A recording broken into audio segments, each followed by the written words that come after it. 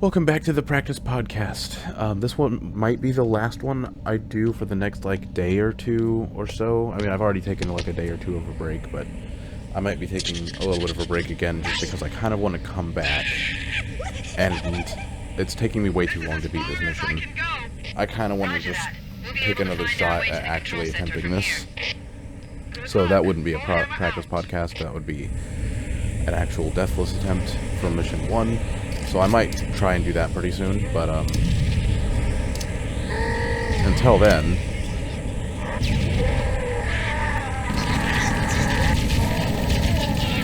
we are going to try this today. And I had a topic that I actually wanted to talk about today, which is disaster movies. Also, there goes all the plasma grenades I wanted to use. Okay, good, he dropped some. But I want to talk about some disaster movies, because the other day... So I should preface this. should preface this with the fact that I have not yet watched Moonfall, and I've heard so many things about Moonfall. I've heard it's very enjoyable to watch, but I've heard that that's not because it's a good movie. I've heard that it's a terrible movie, but it's fun to watch because it's a terrible movie, and I really don't know what to think about it. And like I said, I haven't gotten the chance to watch it yet. I've had a free trial of Hulu lately, and I've been watching some disaster movies on there, just because I wanted to use it. I actually wanted to watch the movie Dante's Peak, which I'll get to that one in a minute. And I couldn't find my disc, because my family used to have a disc of it. So I just got the free trial of Hulu, and here we are now, where I have a free trial that I will not be renewing, because Hulu sucks. I'll probably get to that a little bit too, but Hulu absolutely sucks. Why on earth do you have unskippable ads on a subscription service that you have to pay for? People think YouTube ads are bad. Maybe you should check out Hulu ads. I'm not even saying YouTube ads aren't bad, but you would expect that if you pay for a subscription service, you wouldn't have to watch ads, because then you're paying them in two different ways. Anyways, that's not the point. That's not the point of this video. So I watched Dante's Peak, and it was pretty good, like I remember it. A little cheesy, but pretty good. One of my more favorite disaster movies. It's a classic. Environment systems are malfunctioning. The designers wanted the installation to happen in the weather. This is Fire Team Zulu requesting immediate assistance from any UNSC forces. Does anyone copy? Over. Then, sorry, I was focusing for a second. Then I saw the movie, and I knew there were others I wanted to watch, but then I saw the movie, 10.0 Earthquake, and I knew nothing about it. I'd never heard of it before, but it was clearly a disaster movie, and so I was like, hey, you know what? Maybe I should give that a shot. It's one of the worst movies I've ever seen.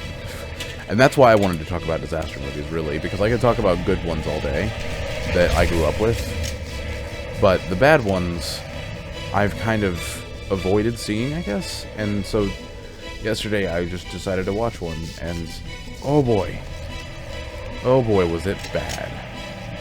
Really bad. It's not a title I give it lightly, saying that it's one of the worst movies I've ever seen, but it genuinely was one of the worst movies I've ever seen.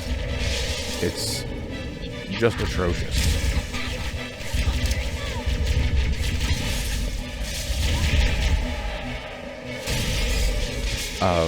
And it's not even that, the acting is all terrible or anything, because some of the acting is good-ish. I just really wish that the characters would have been given more of decent, scripts, because they had some pretty bad ones.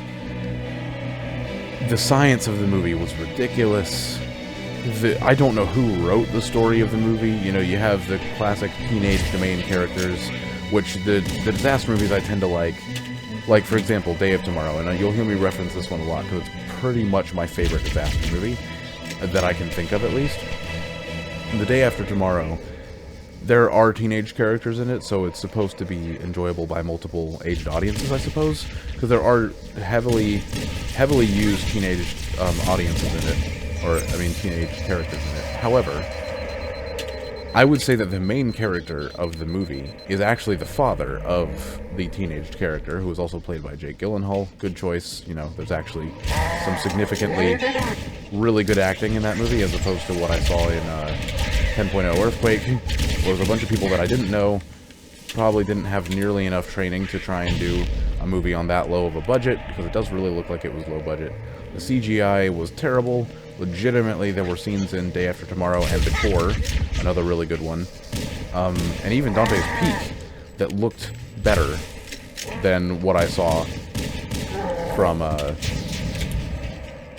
10.0 Earthquake, and that's impressively bad, because 10.0 Earthquake is a movie that was made in, I want to say 2019, 2017, one of those 2 years. I don't remember exactly when it said it was released.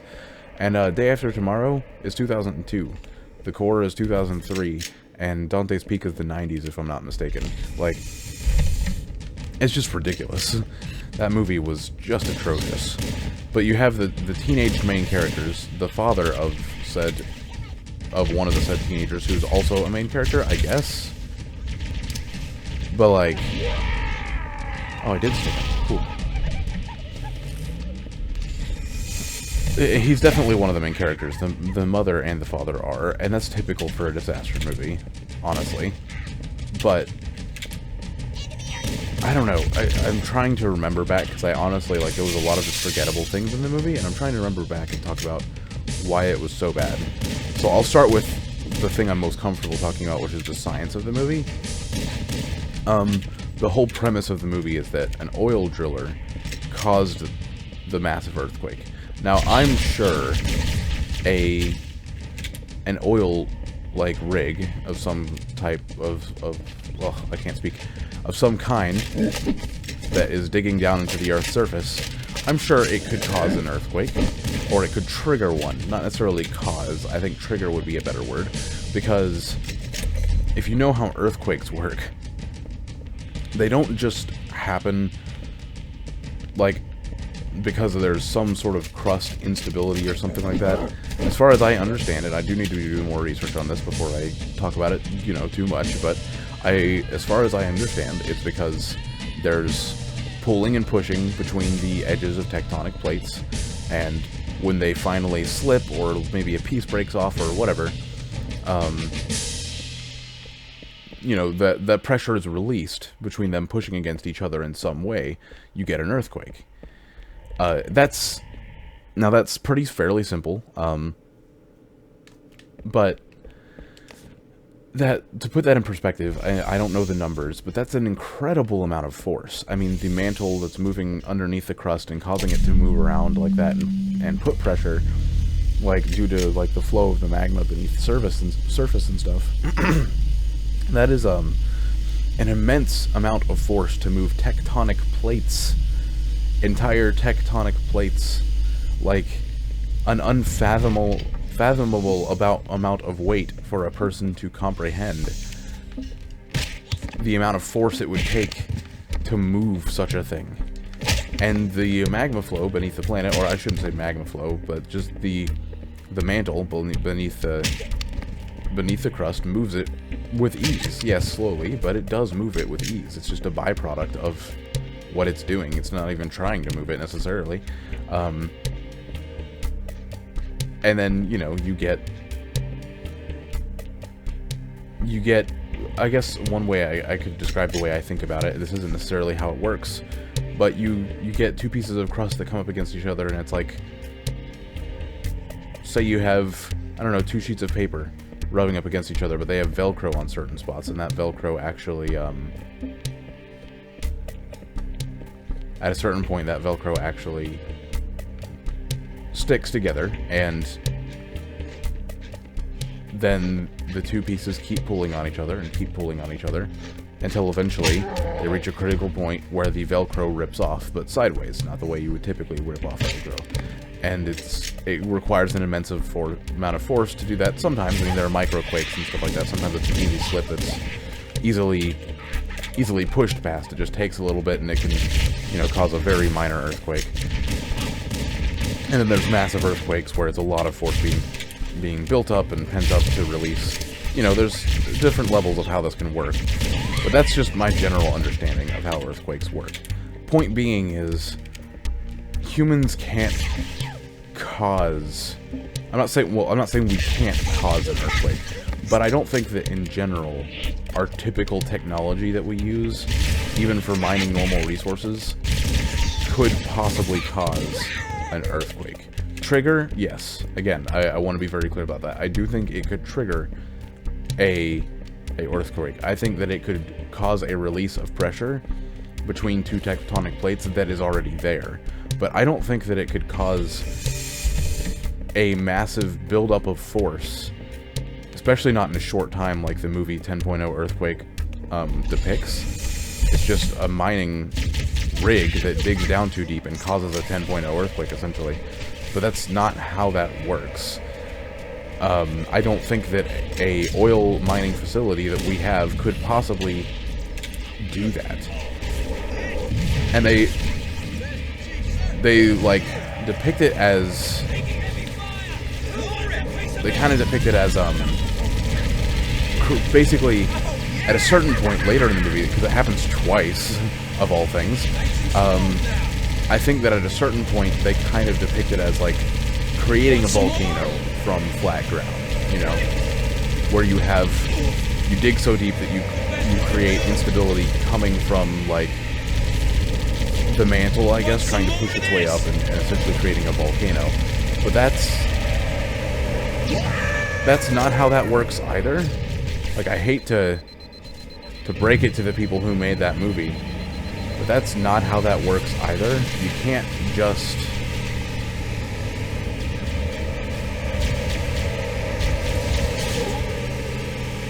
you can't just cause magma flow anywhere, I don't think. I mean, again, it's probably possible.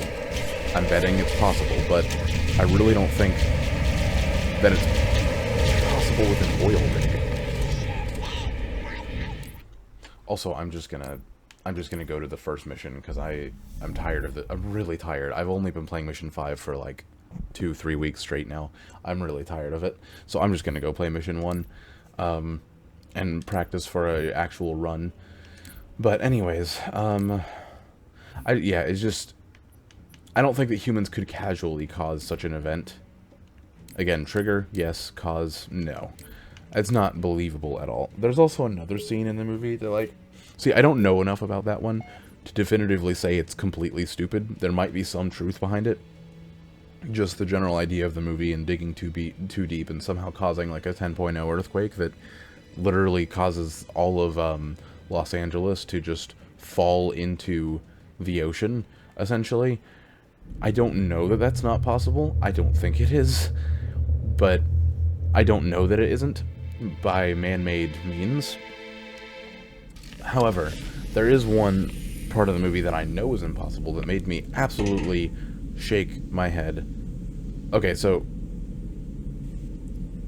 let's break down. So now we're going to go away a little bit from the science, and I'll get to that part in a moment.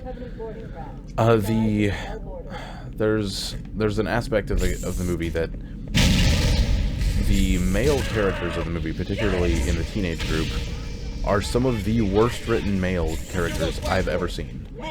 And honestly, that's a little bit refreshing. That sounds stupid, I know, but it's a little refreshing because if you know this about the MCU, I've heard a lot of people say that the MCU is very bad at writing female characters. Believable, realistic female characters. I think they may have gotten better about it in recent years. I have no idea. I'm not a good judge of that anyway. I'm just saying I've heard this from some of my female friends, that they're very terrible at writing female characters. So it was a little bit refreshing to see the opposite happen in a movie where there's just terrible male characters. Awful. Completely, like, unrealistic. Maybe not completely unrealistic in some ways, but just, it was awful. It was awful. Genuinely awful. And the biggest reason for that was because the teenage characters, they had a typical, stereotypical nerd-type character, except it was annoying how horribly they wrote it. Like, I'm a huge nerd. With that being said, I'm used to the stereotypical nerd characters that show up in movies, and this one was worse somehow than the stereotypical nerd character. They had a stereotypical bully character, and then they had the stereotypical cool kid character, who's also a rapist. Fun fact. Or borderline rapist, I don't know. I would say he is. Had an earthquake not happen in one scene to stop him, he probably would have raped someone. So you've got your casual cast of characters, but it's like those are their only traits. Like, the cool kid's only trait is that he's unbelievably horny, and he doesn't care what it takes, he's going to have sex with someone, even in the life or death scenario when they get into an earthquake apocalypse. Then you have your nerd character, who's also unbelievably horny, to the point where he messes up sometimes during the life and death scenario because he's focusing on, you know, a girl instead of staring at a girl instead of, you know, trying to help them survive. And then you've got the bully, who I wouldn't say they leaned on that as much for him. They did show that about him, that he was a horny character, but they also just made him, like, his entire character be an asshole. Like, that's all he was. He just wanted to punch people and cuss at people and, like, yell at them and make them upset. That was, like, his entire goal as a character, his only point, which was a little strange. You know, just, oh, get away from me, you idiot. Just the one-faced characters that had nothing. Did that stick to me? No. Just the one-sided characters that weren't dynamic, they didn't change throughout the story, really. Or if they did, there wasn't really a reason for them to change the way they did. And they only had one character trait, one defining character trait. The nerd was just the fact that he was a nerd. That was his one and only defining character trait. Well, not one and only, again, he has his secondary one, which was being unbelievably horny, but his primary one was that. The cool kid's character trait was being so horny that he's a rapist, and then the bully's character trait was that he's a bully, and that's all you need to know about him. He's a bully. And, you know, that's a character, right? And then the female characters were the only ones that actually, you know, made sense, in the sense that they actually weren't idiots constantly. Yeah, I knew that was going to happen. The female characters actually weren't constantly idiots. And where's my mouse? Sorry, I need to check how long this recording has been. It's been a 22-minute recording. Okay, I can take one more crack at this mission, but I don't want this to be... Actually, no, I kind of do need to wrap this up, so I'm just going to play a little bit while I finish up this topic about this movie, but I'll try and finish it pretty quickly. But the female characters were actually, like, intelligent characters. They actually had decent ideas throughout the movie, and I say decent because that's about as good as that movie could get. Because even the adult main characters, who were supposed to be the smart ones of the movie, were really stupid. Like, oh my gosh, there's one scene in the movie where they're just fumbling around with a phone in the trunk of or in the bed of a moving truck, and it's so stupid. It's so stupid. The fact that they try and make it so intense that this dude's just fumbling around reaching for a phone that's just sitting on the floor of the bed, and he's struggling to pick it up for some reason, and he's supposed to be one of the main characters. I don't know, it's just one of the stupidest action sequences I've ever seen in my life. But beyond that, but besides that specifically, like I said, the characters in that movie just weren't very smart in general. But I would say that the female characters were smarter than the male characters. I have a feeling that was done on purpose, which is fine. I just kind of wish that the male characters weren't stupid because they were poorly written. I mean, stupid males do exist, but I don't think many males, like, you have to be a special kind of strange to be like one of the characters in that movie to a T, for that to have been based on anyone in any actual fact. And I don't even mean that in like an awful way. I'm not saying it's terrible if there is someone out there who's like those characters, but they were just, none of them were good. like none of them seemed like good people in any ways. Like, the nerd was still throughout the movie, like, one of the biggest traits about him, I guess the emphasis on his horny side, he wasn't like a rapist or anything, but he was an extreme pervert and was kind of creepy at times. And he's supposed to be the best of the male characters in the entire movie, besides maybe the dad. Like, he's supposed to be on par with the dad, I feel like. And that's just, like, what? He's not great either, especially when that's his only two things that exist about him. Like, real people are more complex than that. Real people have more than two traits, but not him. And then the dynamic thing I was talking about, like, that sometimes the character did change. His character did change, and by the end of the movie, it seemed like he, like, wasn't a pervert character anymore. He overcame his flaw. Why did he overcome his flaw? Like, what happened to cause that? Literally nothing. Literally nothing significant happened. There was a particular scene where,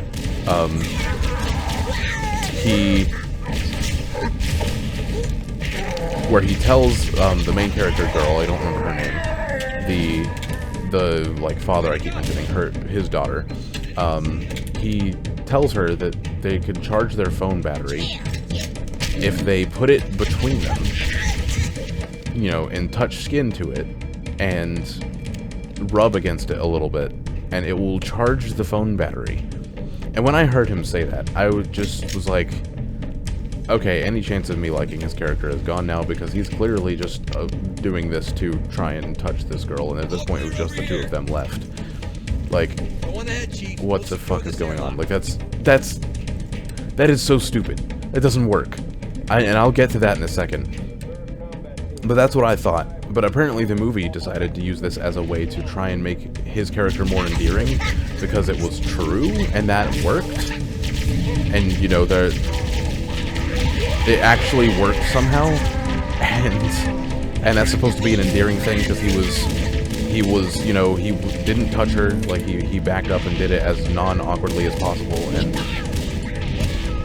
and, you know, was nice about it and stuff. And I guess, if you look at it with that blindfold on, that somehow you could actually charge a battery by rubbing, like, skin against it, if you could somehow look past that, I'm just trying to think about that for a second. Every time it hurts my brain. If you can somehow look past that, then I guess you can kind of see that as a changing moment for the character and a good thing.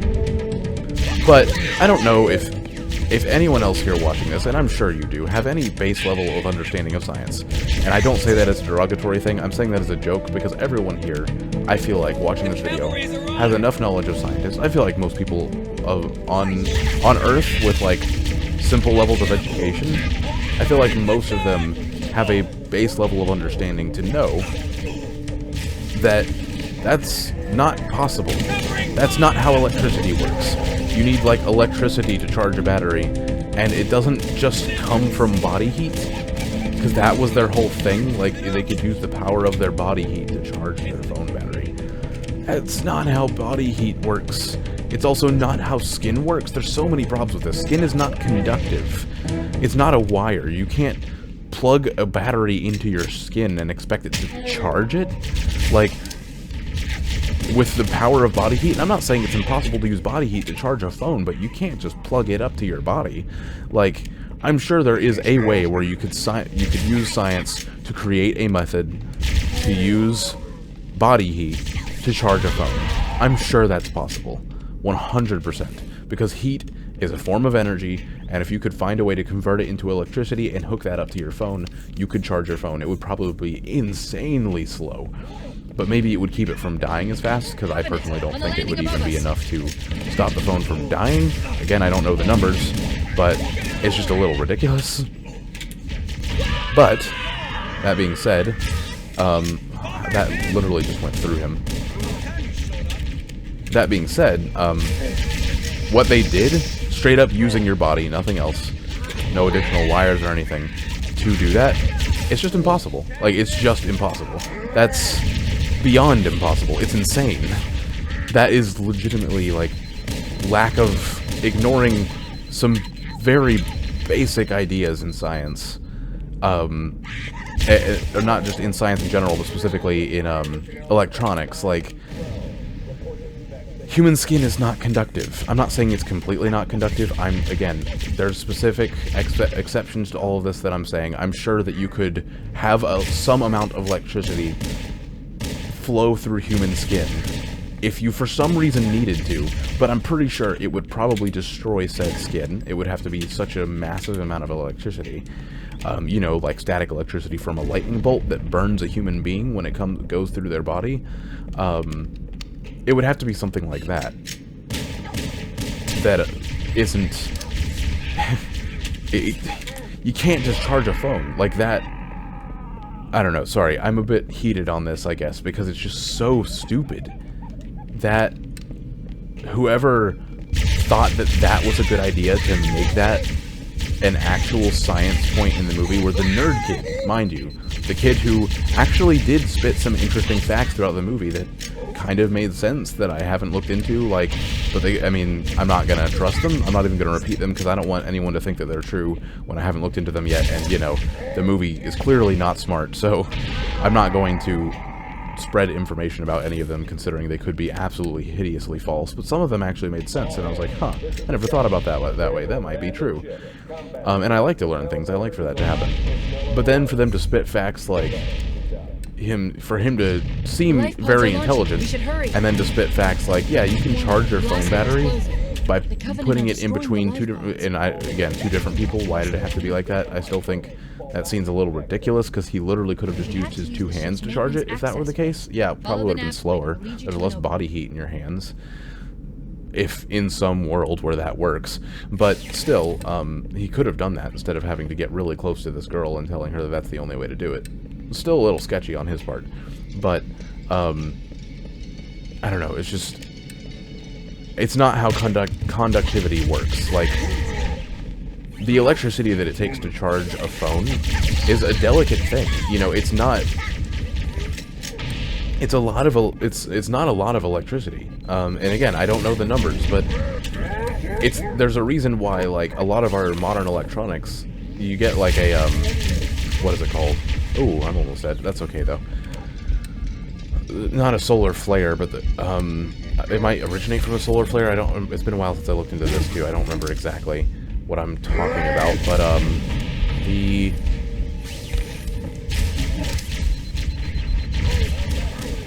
I can't remember what it's called. But it's the thing where, basically, the sun shoots a blast of magma at Earth with, you know, moving hot metal, creates an electromagnetic field, or can. I don't know the specifics behind that. I'm taking that from the words of the disaster before, which is so much better.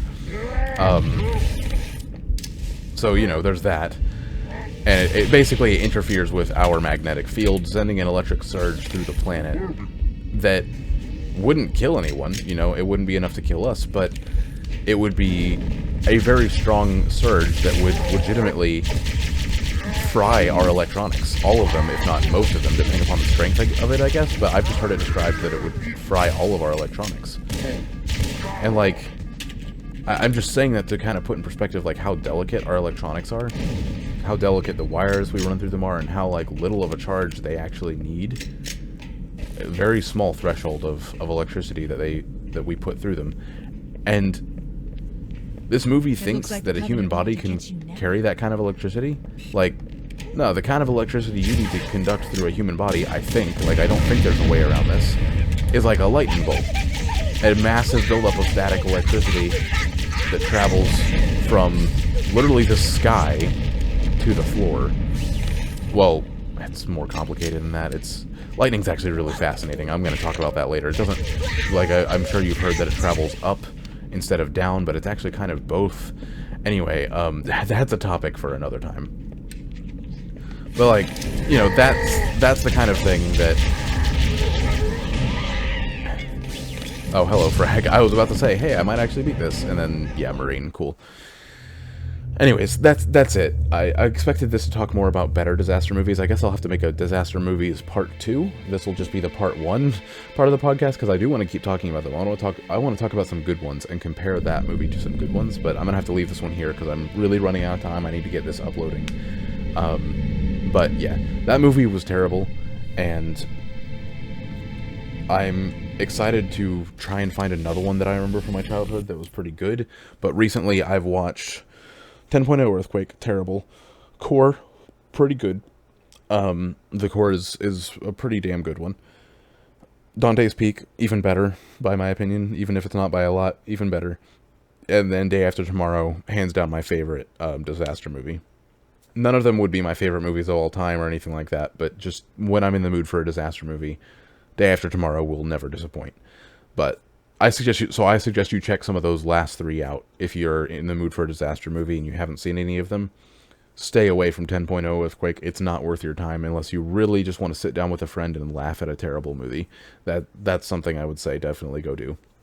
That's it for today, though. Thank you for watching, and I'll come back soon with a part 2 talking about some good disaster movies and talking about more about the better ones.